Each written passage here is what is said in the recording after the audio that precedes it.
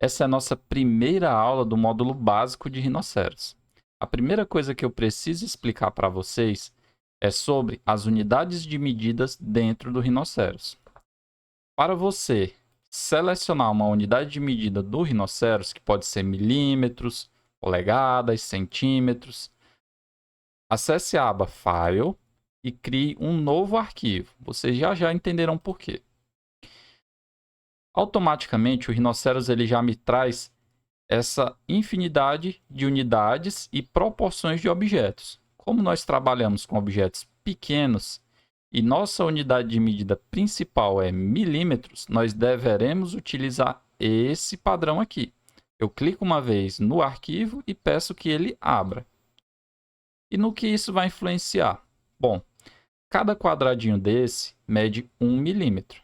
Diferente do ZBrush, o rinoceros ele possui 4 formas distintas de visualizações, sendo uma vista top, uma vista front e uma vista right, que no português é a visão direita aqui.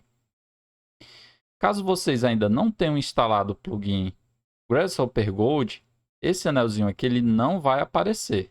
Mas caso vocês já tenham instalado o plugin, vocês vão perceber que ele fica aqui, ó, nesse cantinho. Isso aqui é um padrão do Grasshopper Gold. O Rhino, de fábrica, ele não possui esse objeto e nem essa aba aqui. Um outro aspecto importante sobre as diferentes visualizações do rinoceros é que eu posso maximizar a visão clicando 2 vezes no título da janela, com o botão esquerdo do mouse, e caso eu queira retomar para o padrão, que seriam 4 vistas, eu clico novamente 2 vezes. Além disso, o rinoceros possui diferentes formas de visualização do objeto enquanto eu estou trabalhando. Eu vou criar aqui uma esfera para vocês entenderem. Perceba que a visualização padrão do rinoceros só são linhas, mas esse objeto aqui ele está completamente sólido. E como eu posso visualizar isso? É simples, eu clico uma vez nesse botão e consigo mudar a visualização. Existe o padrão renderizado, ghosted e diferentes modos também aqui de visualização, artístico.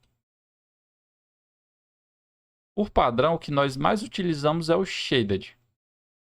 Uma informação muito importante também que eu preciso passar para vocês é sobre a caixa de comando do rinoceros. Em vários momentos, nós não clicaremos na ferramenta e nem no recurso aqui nessa aba. O que nós iremos fazer é digitar os comandos. Perceba que quando eu começo a digitar, o Rhino ele já começa a buscar comandos no software. E cada comando desse equivale a uma ferramenta dessas que vocês estão visualizando. Mas por que usar essa barra de comando? Bom, é por uma questão de praticidade. E uma outra coisa interessante também sobre essa barra de comandos é que, inclusive as ferramentas, elas são controladas através dessa barra. Para exemplificar, vou criar aqui um quadrado. Eu vou clicar com o botão 0 e ele começa a criar no meio da minha área de trabalho. E perceba que ele começa a digitar, a escrever aqui informações interessantes. O que o software está perguntando aqui são as medidas do meu retângulo. Então, caso eu queira um retângulo que meça 5 milímetros, apertei Enter, por 2 milímetros, eu digitei isso na barra de comandos. E perceba que ele tem 2 quadradinhos por 5 quadradinhos. Ele mede exatamente 2 por 5 milímetros. Inclusive, se eu utilizar a ferramenta aqui, régua, ele está nessa medida, ó, 2 por 5. Um outro recurso que utilizaremos bastante também ao longo desse módulo e dentro do Rhinoceros é a ferramenta Gumball. Ela deverá estar acionada para vocês visualizarem o recurso, que seria, se eu clicar uma vez no objeto, ele traz para mim essas setinhas, essas abas, esses quadradinhos aqui pontilhados. E para que ele serve? Bem, é basicamente a manipulação do objeto. Eu posso mover o objeto através dessas setas, para frente, para trás, no eixo X, no eixo Y. Posso rotacionar o objeto. E nesses quadradinhos pontilhados eu posso reduzir, posso aumentar. E um outro aspecto bem interessante sobre o Gumball é que eu posso digitar os valores que eu quero que ele corresponda. Por exemplo, se eu quiser que ele rotacione 30 graus positivos, eu posso simplesmente clicar uma vez na aba, no eixo que eu quero que ele rotacione, e digitar o valor 30. O que ele fez aqui foi rotacionar o objeto 30 graus positivos. E se for negativo, eu faço a mesma coisa, só que digito um valor negativo, menos 30. O mesmo vale para o deslocamento. Se eu quero que ele se desloque 10 milímetros para cima, por exemplo, eu digito 10 e aperto a tecla Enter. Ele se deslocou aqui 10 milímetros para cima. A navegação dentro do Rhinoceros ela funciona da seguinte forma. Com o botão direito do mouse, clicando e arrastando, eu rotaciono a minha câmera. Com o botão Scroll, que é a bolinha que fica entre as duas teclas do mouse, se eu apertar rodar ela para frente, ela dá o zoom. Se eu rodar ela para trás, ela tira o zoom. E o terceiro movimento é o Pan, que é movimentar a câmera para o lado, para os lados, para cima e para baixo. Segurando a tecla Shift e clicando e arrastando com a tecla direita do mouse, eu faço essa movimentação de Pan. Ele não rotaciona. É simplesmente movimentos verticais, horizontais e verticais.